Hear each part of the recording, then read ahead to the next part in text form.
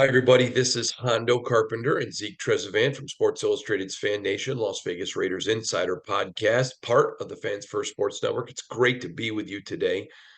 I'm a little exhausted. Yesterday was a day trip to LA working on my next deep dive article. And let me just tell you guys, wow, almost say if you have enjoyed all the deep dive articles inside the Derek Carr marriage with the Raiders, the Josh McDaniels, Rich Bisaccia, all of it. If you have enjoyed any of the deep dives, you ain't seen nothing yet. Oh, Zeke, without saying anything, you know why I was there. You know the people that I spoke to. You know what's coming. Well, do you think I'm using hyperbole or am I telling them the truth? I will just quickly say that not very many people are ready for how deep this dive is going to be. It's going to be fun, isn't it? And you're a Yes, sir. lifelong Raider fan. How has it been for you to learn some of these things I learned? Say it again. I'm sorry. You are a lifelong Raider fan. So for you to have learned some of these things that I'm going to be writing, has it been cool?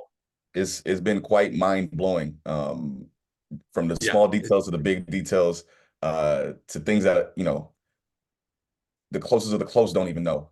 So Yeah. it's gonna be interesting to say the least. It's going to be awesome. And I cannot wait to share it with everybody. So thank you, Zeke. Yesterday you were commanding the ship at Raiders while I was in Los Angeles, but it's great to be back with you again today. I also want to start by saying I am very mad at you. Why is that? Very, you know why. You know what's coming because I told you I was going to do this. So last week I did Hondo in a hoodie. And the only other time I will do a Hondo in a hoodie is if AP gets the job and after playoff wins. That's it. I'm a professional. We wear collars, shirts, whatever. So you made the comment on the show, boy, that hoodie is clean. To which I said to you, well, of course. Did you expect me to wear one that was dirty? Wow. Thanks for filling me in as my pulp culture instructor. I am no longer your Padawan learner when it comes to pop culture. I got excoriated in a good way. People were not jerks, but people were like, "How did you not know what that meant?" Zeke, you should have Glad set me up a little bit better, brother. glad I could help out. We're coming along with the pop culture with the lingo slowly but surely. But what was the other one you mentioned to me in terms of lingo? I can't recall what it was. But we'll figure it out later. We'll figure it out later. But yes, glad I could help out with that in terms of bringing you along. So You that's what I'm didn't here. help out. You didn't help out. And then you told me, tell the listeners, I walk into the building, the Raider building, and I'm like, why didn't you tell me? Tell them why you didn't tell me. In terms of the clean or in terms of the other one? Clean. Oh, well, listen, clean is just, I thought you knew, honestly, because back in the day, like we spoke about, the term was clean as a whistle.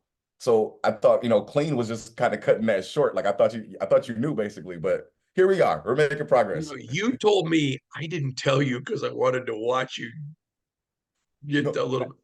let me remind you. I think it was the Instagram one. But I've learned that now. It's Instagram. Yeah, yeah. The Well, I, Instagram one, I, I I for didn't sure was know. like, no. The funny part was is somebody corrected me early and says it's not instant grams. It's just there's no S. So I just called it instant gram. And then I luckily like someone finally said, you do know it's Insta. And I'm like, oh no. All right. So, I like the way you anyways, were calling it before. I like the way you were using the word Instagram. Like it was perfect that way. That's why I didn't correct that one. So yeah, I like that one a lot actually. You should go back to it actually. Maybe not. Maybe not. now let me tell you guys how Zeke rolls. We go to lunch the other day because I like to take him to lunch and we chat about things and stuff we're covering. And, a lot of times we do it literally right after we walk out of the locker room just to kind of share our thoughts. What are we seeing? What are we hearing? Are we hearing and seeing the same things? Now, this is how I roll: cup of coffee and a water. How does he roll? I want a Hennessy sidecar. You can't lose with the sidecar. The sidecar it never fails. Doesn't matter what time of the day it is either. I have a problem. Oh, Z, I don't know what I'm gonna do with you.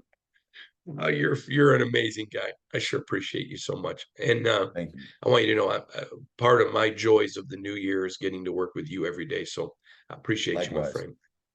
All right, let's dig in now to some serious stuff. Let's talk about the Raiders, the state of the Raiders, where it's all at.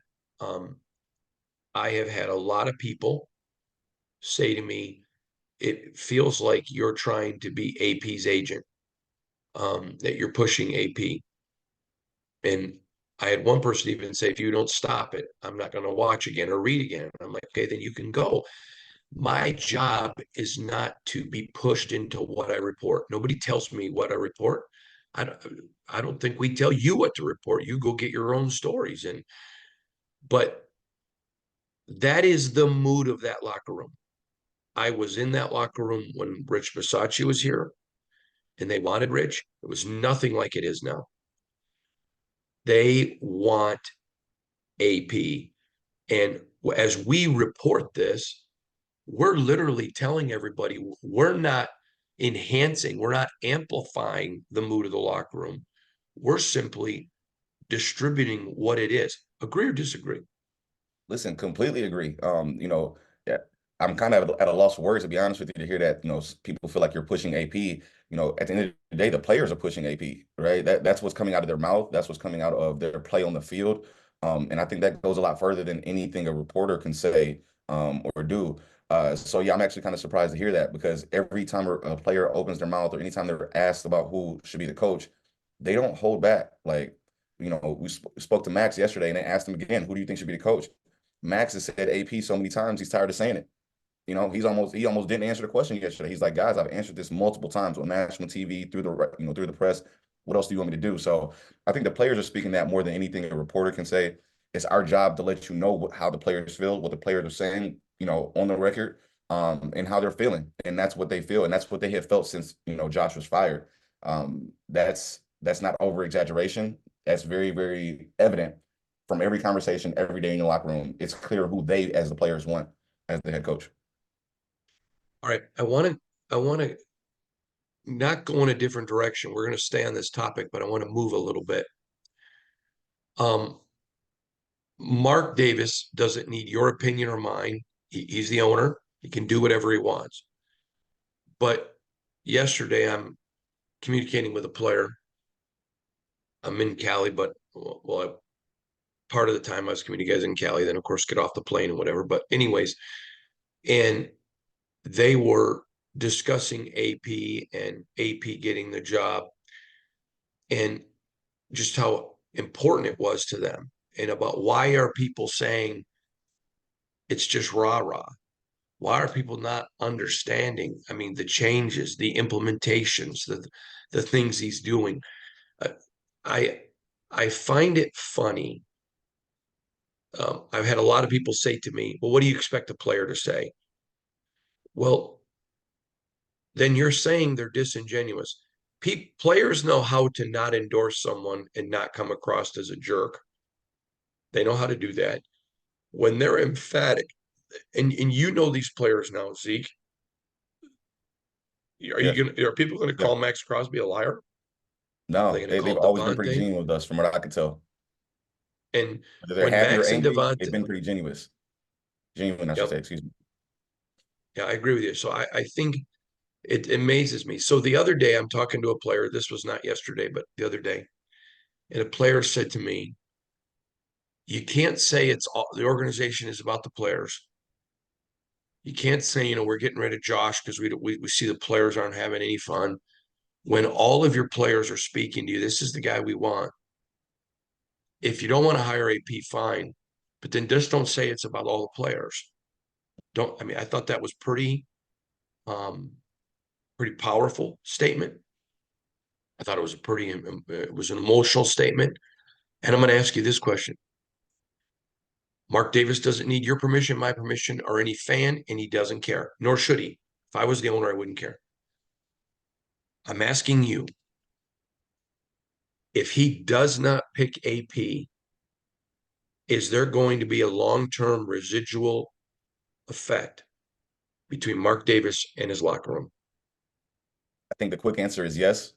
Especially A, depending on the personality of the coach that they do hire, and B, obviously of the results from from that coach. More so because the quote unquote easy answer was already there, was already in the locker room. And for you to kind of overthink it and completely go, bypass what the players are telling you, that says a lot. How do you go back to them? And again, let's kind of fast forward a year or two. Let's say you hire someone else and it doesn't work out, and you're right back in a similar position as you were with Josh. Now you're not in a similar position as you were with Josh. You're behind, right? Because you're in that position again. So I think if he does hire someone else and it doesn't work out, I mean, at that point, I think he's going to have some issues with his honestly with his stars. I think obviously the other players are going to feel a way, but I think his the bigger stars on the team are going to feel some kind of way because they've already told you.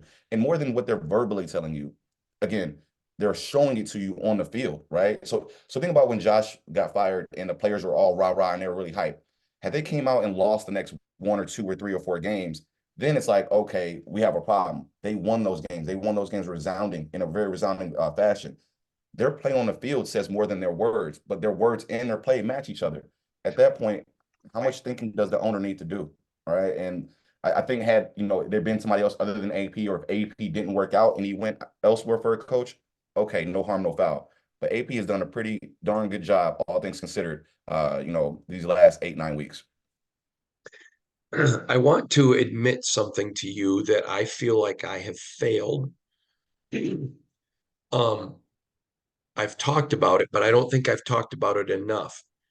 The offensive production has struggled as of late, and I've mentioned it, but I had a player say to me, "Why are more people not talking about no Josh Jacobs?"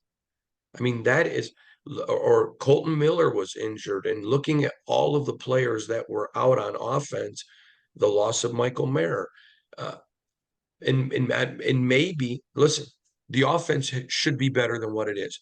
No one's arguing that point.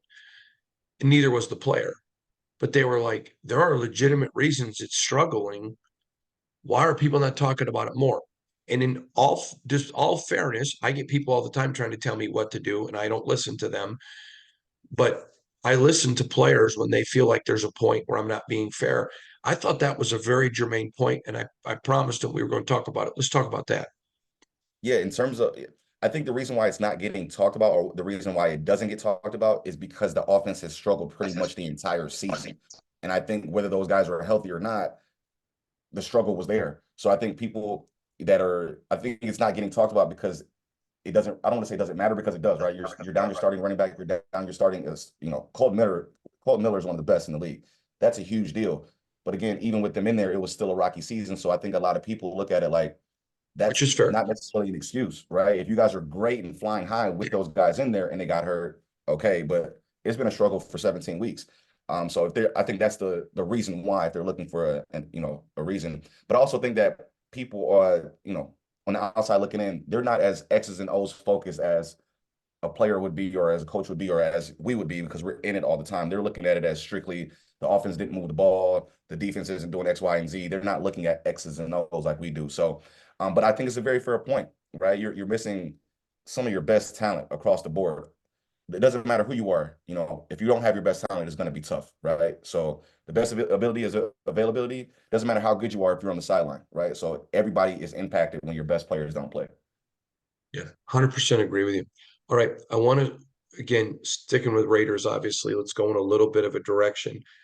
I expect a big statement on Sunday. I'm not expecting 40 points. I'm not pretending that I am. But these players have rallied. They have they're going to do whatever they have. They're going to bite, scratch, claw to get this win for AP. This is one of my surest game. My one of my children plays in a fantasy league, and I don't know how to explain it because I'm not a fantasy football player.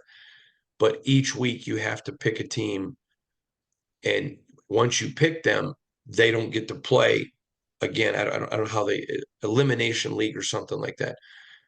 whatever that type of game is, this is the most surest I've been of a Raider win all year. Agree or disagree? Yeah, like even when we were going through the score and I sent you my prediction, them winning or losing was never a question. I would honestly be shocked if they lost this game. They've lost some games this year where you scratch your head, right? That Minnesota game, that Chicago game comes to mind. But if they lose this game, I would be beyond shocked if they lose this. So in my head, it is a for sure win. It's just a matter of how much do they win by. Does the offense figure it out? But Hang on, we lost you there them for a second, being Zeke. home, with obviously again AP, his job, you know, status being up in the air, bring it. And I think they're going to W. So I don't think it's at the same time either. All right, Zeke, we looks like we lost you, buddy. So as we try to get you back, one of the things I think that when I talk about this game and about the importance of this game and about the significance of this game is the Raiders got to get out there and they got to get this thing handled and they've got to take care of their business. And I think they're going to. I expect to see that. To me, that's super important. To me, that's the way this is going to flow. This is a game they got to take care of their business. Do you agree or disagree, Z? Oh, all right. I thought we had him back, but we lost him. All right. So Absolutely. Zeke's made his. For them, it's just a matter of doing what they do, playing the game that they play. I'm sorry, Hondo, say it again. Hold on one No, second. Hold on one second. all right. You're good. Okay, I'm sorry. So my I thing thought you is said something, that but yes, this is about the players taking care of their business and making a statement. 1,000%, 1,000%. I think, for them to come out on Sunday and do anything but win would be very, very detrimental to all the work they put in over the last, X amount of weeks. So I think they're going to go out there and cap it off correctly. They're playing a Denver team, obviously in the division, but Denver is a little bit worse off than the Raiders are right now. So they have to come out and like we said early in the season, you have to win the games you're supposed to win. It doesn't matter who's the coach, doesn't matter who the player is. You have to win the games you're supposed to win. This is a game that they're supposed to win, and I think they will.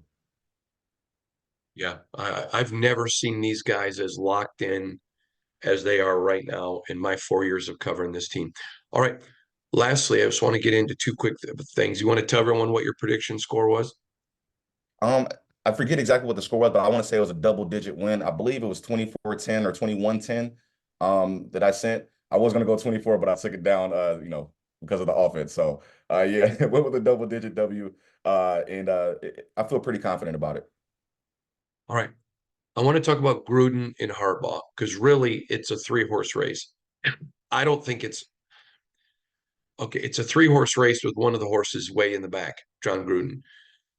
Our talk about AP is not minimizing Jim Harbaugh. He's a great football coach, proven track record. This guy would not be a bad. I had somebody say to me, um, why do you think Harbaugh's a bad hire? I said, I don't think Harbaugh's a bad hire. I think he's a great football coach. I think he's super good. He's a winner. I just think where this team is right now, AP is the one that I think for the franchise long term. But our talk about AP, our support of AP is not minimalizing Harbaugh and Gruden as great coaches. At least not for me. Is it for you? No, no, I think it's like you said, you mentioned it, right? In terms of Gruden, I'm not sure how high he is on that list, but obviously he's on the list. But specifically about Harbaugh and AP, it's not a matter of how good of a coach Harbaugh is. It's proven. None of us can debate what he's already put on paper, wins, losses, NFC championship appearance. Like he's been there, he's done it. But what I think is the question is fit. I think that's the word everybody's kind of skipping over. You can put Jim Harbaugh in a lot of different situations, and he's probably going to do relatively well. But that doesn't mean he's a good fit everywhere. That doesn't mean his personality is going to fit with every team, with every locker room. And I think with AP, with the AP conversation, what's getting kind of glossed over is the fact that this locker room needs a personality more like AP. If you put Harbaugh in there and his personality, if you ask me, I think it's going to be a little bit closer to Josh McDaniels than it is AP. Again, now you're putting yourself in a position to kind of take 2, 3, 4 steps back because you're swinging for the home run when all you needed to do was swing for that single. And guess what? The game was going to work in your favor. So nobody's doubting John Harbaugh's coaching skills. I mean, it Jim, speaks for itself. Jim, not John. I'm sorry, I keep on getting the J's confused. Jim, my apologies. Nobody's doubting his coaching skills. My opinion, my question is he the right fit for this team, for this locker room? Yeah, and his supporters would rightfully say he's a proven winner. I don't care if he fits the locker room. Bring them in. Let him bring the players that fit around him. It's all about winning. I just think it's important to present that side as well too. I don't. It's just normally, I would say it doesn't matter, but having ignored the locker room and not hired Bisaccia and Josh failed, and the way they're locked in now, I just think this is treading in dangerous waters for Mark Davis. A few years ago, I was fishing in a tropical area, and the guides, and I got out of the boat because the water was just up to my hips. Now, granted, my hips are a lot higher than yours because I'm tall and you're short, but he just said, just be careful. And when the guy up on top sounds the warning, you got to get out of the water because there's sharks. I said, okay. My point to you is that this is sharky water right now. And granted, no one's going to say, I don't want my contract, get me out of here. I'm not saying that. But it's you want that locker room. You know what it's like when they're engaged with a coach and when they're disconnected from a coach. Fair or not? You've seen it this season. You saw both this season, right? You saw the first 8 games of the season, they weren't connected. You saw immediately after that, they were connected. Now, doesn't mean you're going to go undefeated, right? You're still going to take your losses, but those losses look differently under AP. They looked a lot different under AP. Look at that Chicago loss, that Detroit loss, and hell, compared to even the Minnesota loss, looked different than those 2 games, right? They lost all the same, but it wasn't the same. So yes, I think it's very fair in terms of the long term that we're talking about. But I think for Mark, and again, like you said, he doesn't have to listen to our opinions, right? It really doesn't matter. But I think for Mark, you have to take into consideration the past 2 coaches. You can't make this decision and not take into consideration the past 2 failures, right? And I think switching from AP, like you said, sharky waters. That's all I'll say. Sharky waters for sure. Yeah, it's going to be very interesting. We have so much great stuff coming up. During the off season on the podcast. We'll still be doing the podcast every day, but man, we're going to be talking drafts and free agents. In fact, in a couple weeks, 2 weeks from today, we're going to actually look at all of the Raider free agents. You and I are, who should be back, who shouldn't be back. We're gonna really go through the roster. I'm really looking forward to doing that with Zeke. I think you're going to see Zeke a little bit more in the offseason. We may even get him on here a couple times a week, but it's going to be great. I love working with you. I'll see you in just a few minutes over at the facility, but thanks for joining us again today, Zeke. Yes, sir. Thank you for having me. All right. This is Hondo Carpenter, Zeke Trezevant from the Sports Illustrated's Fan Nation Las Vegas Raiders Insider Podcast. Now, remember, you can follow me on Instagram, Hondo SR, on Twitter at Hondo Carpenter. You can also just listen to our podcast audio only. I know you all want to look at Zeke, but nobody wants to look at me, including me.